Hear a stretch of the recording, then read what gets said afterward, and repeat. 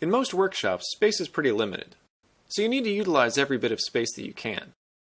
One area that often goes overlooked is the space underneath shelves and cabinets, but this can actually be a great place to store small hand tools.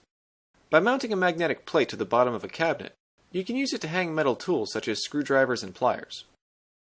To make a magnetic mounting plate, you'll need a strong bar magnet, a small piece of sheet metal, and 2 screws. I'm using ceramic bar magnets that are 1 7/8 of an inch long, 7/8 of an inch wide, and 3/8 of an inch thick. You can find these at a lot of hardware stores or at Radio Shack. Using your tin snips, cut out a 1.5 inch by 3.5 inch section of sheet metal. Place your magnet face down on the center of the sheet metal. Then using a pencil or a fine tip marker, trace the outline of the magnet. Now remove the magnet, and use a ruler to extend the lines of each side so that they go all the way across the sheet metal. This will make a grid of 9 rectangles. Using your tin snips, cut off each of the corner rectangles. Now place the magnet back on the center of the sheet metal. While holding the magnet firmly in place, bend up each of the 4 tabs. Then using a pair of pliers, fold the top of the end tabs down so that they're flush with the top of the magnet. These will be the mounting tabs. Now you need to make screw holes on each end.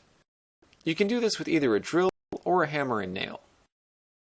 The last step is to secure it to the bottom of a shelf or cabinet. Hold the bracket up to the surface and mark the location of each hole. Then drill a small pilot hole for each screw. Lastly, secure the bracket in place with a pair of wood screws.